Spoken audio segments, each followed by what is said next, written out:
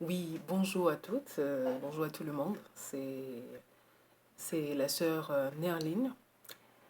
Et je reviens vers vous en fait. Franchement, il y a quelque temps de cela, je faisais quelques recherches sur une étude que je continue à faire d'ailleurs parce que j'essaye de comprendre un petit peu tout ce qui se passe autour de nous, avec tout ce qui se passe autour de ce monde, avec les événements qui sont en train d'arriver actuellement parce que quand on regarde tout ce qui se passe, que ce soit au niveau des gens chrétiens ou des gens non chrétiens, de tout ce qui se passe dans le monde, on ne peut pas nier euh, aujourd'hui tout ce qui se passe. Mais ce qui est encore plus intéressant et qui est également une bénédiction pour nous dans tout ça, c'est qu'on réalise en fait que Dieu ne nous laisse jamais, jamais en dehors de ce qu'il fait. Il nous prévient toujours de ce qu'il fait. Parfois, il nous dit ce qu'il fait par des révélations, il nous montre les choses. Parfois, c'est à travers sa parole qui est écrite dans la Bible. Euh, Vraiment, dans tous les livres de la Bible, Dieu écrit les choses à venir, les événements à venir et les événements du passé également, parce qu'on est au courant de beaucoup de choses que même ceux qui étaient avant nous, qui se sont combattus pour l'Évangile, qui ont perdu leur vie pour l'Évangile, n'ont pas eu vraiment la chance d'entendre, de voir toutes ces choses. Mais nous, dans cette génération actuelle, nous avons vraiment une bénédiction de pouvoir voir beaucoup de choses et de pouvoir voir chaque jour vraiment la prophétie des dieux qui s'accomplissent. Et pour beaucoup, il y a des gens qui ne comprennent pas. Il y a des gens qui ne comprennent pas. Malheureusement, ce n'est pas forcément leur faute parce que, comme vous le savez, Dieu se révèle à qui il veut. Il montre à qui il veut ce qu'il veut montrer. Il révèle les choses à qui il veut. Mais c'est vraiment merveilleux parce que c'est une étude que je faisais des recherches sur comprendre la fin des temps. Et Dieu m'a permis de comprendre beaucoup de choses. Et vraiment, j'espère vraiment trouver un moyen de partager ça avec vous, pour ceux qui seront intéressés, de comprendre un petit peu tout ce qui se passe. Parce que c'est vrai qu'on voit des élections, on voit des personnes inattendues, on voit des changements inattendus, on voit il se passe des choses dans ce monde que beaucoup de gens se posent des questions parce qu'il fut un temps où les gens ignoraient, les gens disaient encore ça va aller, ça va aller. Mais aujourd'hui, les gens sont tous en train de te dire mais où irons-nous parce qu'ils ont vraiment l'impression que ça va de mal en pire. Et c'est une réalité, ça va de mal en pire parce que nous avons une prophétie qui est claire devant nous. Tout est écrit, on ne peut pas nuer, tout est écrit. Comme dit le vieux proverbe, la parole passe, le cri y reste. Effectivement, l'écriture est là, donc on ne peut pas nier toutes ces choses. Donc, je vais juste lire cet article que j'ai trouvé pour vous. C'est vraiment un article que j'ai trouvé. Et moi, cela, j'avais déjà trouvé, j'avais déjà fait des recherches sur une étude qui s'appelle Comprendre la fin des temps sur YouTube, qui m'avait permis de comprendre mais beaucoup des choses que j'avais jamais entendues à l'église, j'avais entendu ailleurs, si ce n'est qu'au moment où je suis tombée sur cette étude-là que je puis comprendre toutes ces choses-là. Et des choses que je voyais effectivement tous les jours, que je ne comprenais pas qu'est-ce que cela signifiait. Je voyais juste comme ça. Quand on regarde, je vous donne un exemple très clair, quand on regarde les États-Unis, on voit sur le drapeau ou sur leur emblème, que je ne dise pas de bêtises, mais une chose qui est sûre, si vous faites la recherche de ce que je dis, vous allez le voir, on voit qu'ils ont par exemple les ailes d'aigle sur beaucoup de choses qui représentent, qui est symbolique pour eux.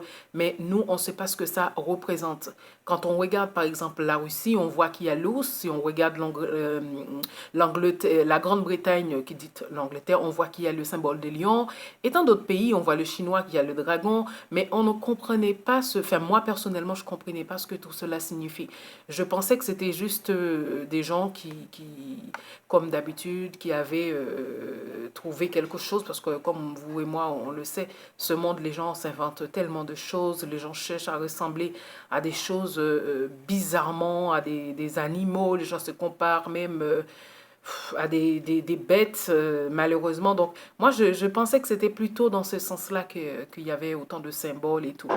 Et ben non, pourtant, c'est vrai que quand on regarde, il y a des drapeaux, on voit des étoiles, on voit parfois des symboles, on voit des soleils, on voit des lunes, on ne sait pas ce que ça signifie. Et pourtant, ce qui est merveilleux, c'est que tout est écrit dans la Bible. C'est fou, mais tout est écrit dans la Bible. Et c'est vraiment bon et intéressant de faire des recherches et d'essayer de comprendre toutes ces choses parce que je pense que c'est vraiment un privilège pour nous de comprendre, de pouvoir voir toutes ces choses et de chercher à comprendre un petit peu quand vous avez le temps si cela vous intéresse. Ok? Donc, c'était juste histoire de vous expliquer un petit peu ce qui m'avait un peu poussé à faire toutes ces recherches sur ces lectures, sur ces études pour comprendre un peu qu'est-ce que tout cela signifiait. Donc, moi, je vais lire cet article pour vous que je trouvais, que j'ai passé déjà pratiquement la nuit hier soir à essayer de bien comprendre, de le déchiffrer. Et effectivement, ça m'a envoyé dans l'audio que j'avais, la vidéo sur Comprendre la fin des temps, le chapitre 1, la première leçon que j'avais déjà écoutée, que j'aurais écoutée à plusieurs reprises.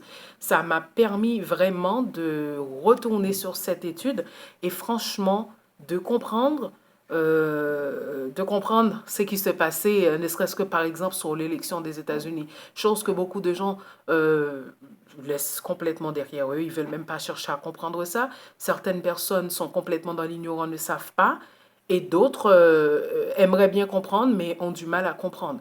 Mais comme moi j'ai eu vraiment du mal à comprendre ce qui s'est passé.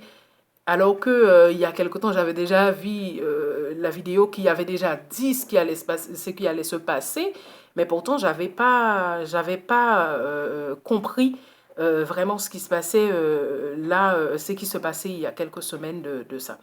Donc, je vais lire pour vous l'article rapidement. C'est marqué, l'article en fait, c'est un article qui a été partagé par podiumévangélique.com. Donc l'article, elle parle de la prophétie, l'élection de Donald Trump a été prédit par la Bible. Alors, je vais le lire pour vous, tout l'article complet. C'est marqué, grande prophétie concernant l'élection de Donald Trump. Savez-vous que la Bible l'avait déjà prédit? Donald Trump, élu 45e président des États-Unis, et maintenant, que va-t-il se passer? La chronologie des événements jusqu'au retour du Seigneur. Comme nous l'avions annoncé à la veille du jour de l'élection aux États-Unis, Donald Trump a remporté la victoire au détriment de Hillary Clinton, qui malgré tous les sondages et toutes les dynamiques en sa faveur ne correspondait pas du tout au schéma du tableau prophétique de celui qui doit conduire cette nation dans les 4 prochaines années.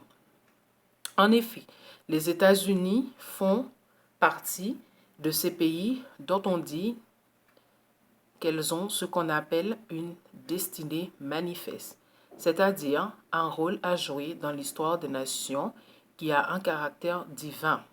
Or, nous constatons que les pièces du puzzle se mettent en place pour démontrer les caractères redoutables des 2 prochaines années. Mais pour cela, commençons dans un premier temps à regarder Daniel chapitre 7, le verset 4. Vous pouvez le lire, pour ceux qui veulent le lire, vous pouvez le lire, c'est dans le livre Daniel chapitre 7, le verset 4, vous pouvez le lire et vous allez comprendre un petit peu mieux ce que je suis en train de lire. Dieu vous permettra de mieux comprendre. Alors, la première était semblable à un lion et avait des ailes d'aigle, et je regardais jusqu'au moment où ses ailes furent arrachées, et il fut enlevé de terre et mis debout sur ses pieds comme un homme, et un cœur d'homme lui fut donné. Donc, comme je vous disais, si vous regardez le lion représente la Grande-Bretagne. Dans la Bible parle de lion. Le lion représente la Grande-Bretagne. Sache que quand la Bible parle d'un bête, dans la Bible, il parle souvent d'un royaume, d'un animal. Sache que la Bible parle en parabole, la Bible parle souvent d'un animal ou d'un royaume au lieu de dire un pays. Mais bien souvent, ça parle d'un pays, d'une nation. D'accord? Donc, c'était pour vous donner une petite idée de l'aigle représente les États-Unis. D'accord? L'aigle représente les États-Unis, le lion représente la Grande-Bretagne. C'est au cours de la Deuxième Guerre du Golfe, en 2003, menée par la coalition entre les États-Unis de George Bush et l'Angleterre de Tony Blair, que le Saint-Esprit m'avait donné l'explication de ce passage. En effet, Daniel a vu un lion, emblème de l'Angleterre, qui avait des ailes d'aigle, emblème des États-Unis. L'aigle est un oiseau qui vole très haut dans le ciel. L'aigle est le roi des airs, comme le lion est le roi de la terre. L'aigle américain représente l'hégémonie de ce pays dans le monde, comme c'est le cas depuis 1917. Les deux rois doivent s'isoler prophétiquement du monde, et c'est ainsi qu'à la surprise générale, il y a eu le Brexit de la sortie du Royaume-Uni de l'Union européenne le 23 juin 2016. Effectivement, pour ceux qui ont suivi un petit peu les actualités récemment, vous verrez, franchement, il n'y a pas très longtemps, il y a eu vraiment cet référendum à l'Angleterre où il y a eu effectivement David Cameron avec tout le gouvernement et tout, qui ont fait vraiment une vote et ils ont quitté l'Union européenne. Et c'était vraiment une surprise parce que beaucoup de gens ne s'attendaient pas du tout à ce que cela se produise. Et beaucoup de gens sont encore aujourd'hui vraiment dans l'inexplication. Ils se posent beaucoup de questions en disant mais qu'est-ce qui se passait? On ne comprend pas, c'était pas prévu, on n'avait pas vu venir.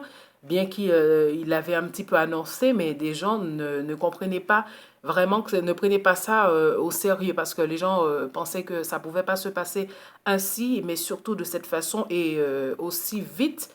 Et c'était surprenant pour beaucoup, mais c'est exactement ce qui se passait le 23 juin 2016.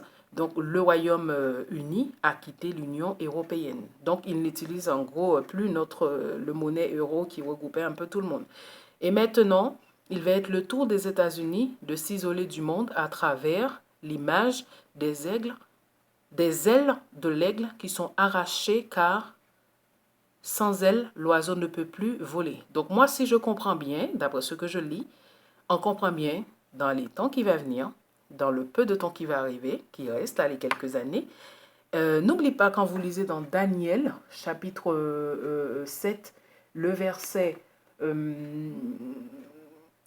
alors non, que je dise Daniel, c'est pas Daniel, pardon, c'est plutôt Apocalypse. Quand vous lisez dans Apocalypse, chapitre 13, plutôt, hein, Apocalypse chapitre 13, le verset 5, c'est à peu près la même chose que dans Daniel, où l'explication était en train d'expliquer, où il dit, il lui fit donner une bouche qui proférait des paroles arrogantes et des blasphèmes, et il lui fit donner le pouvoir d'agir pendant 42 mois.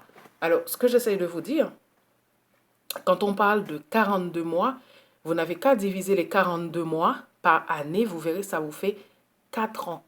Donc, on parle de 4 ans.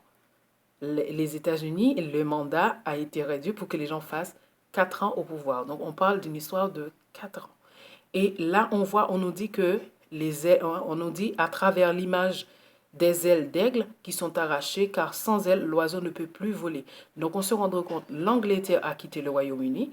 Maintenant, si on comprend bien, on se rend compte également que les États-Unis vont bientôt également, eux aussi, sortir ils vont perdre en quelque sorte leur grande puissance mondiale d'après ce que on comprend dans la leçon qui est là. Donc, c'est-à-dire que si à un moment, eux, ils venaient à perdre leur grande puissance mondiale, c'est à savoir qui va prendre la relève. Et sachant que les États-Unis protègent Israël, donc là, on est vraiment sur une phase déterminante. C'est-à-dire qu'on se rend compte quand la Bible parle de 40 mois, les 4 ans, dans les 4 prochaines années à venir pour nous, seront vraiment décisives. Et vraiment, chrétiens, nous avons intérêt à chercher à comprendre, à nous préparer vraiment à suivre la prophétie, tout ce qui s'accomplit sur nos yeux chaque jour que Dieu fait. D'accord? Donc, je vais continuer. Donc, il va être la chute des États-Unis au profit de l'Europe pour la manifestation imminente de l'Antichrist.